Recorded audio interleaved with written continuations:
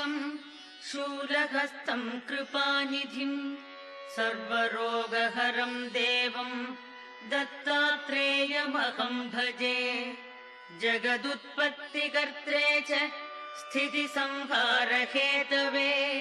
भवपाशविमुक्ताय दत्तात्रेय नमोऽस्तु ते।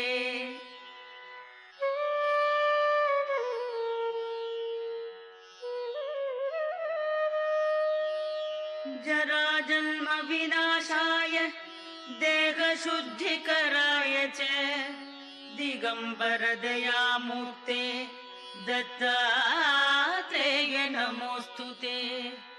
कर्पूरकान्तिदेहाय ब्रह्ममूर्तिधराय च वेदशास्त्रपरिज्ञाय दत्तात्रेय नमोऽस्तु ते।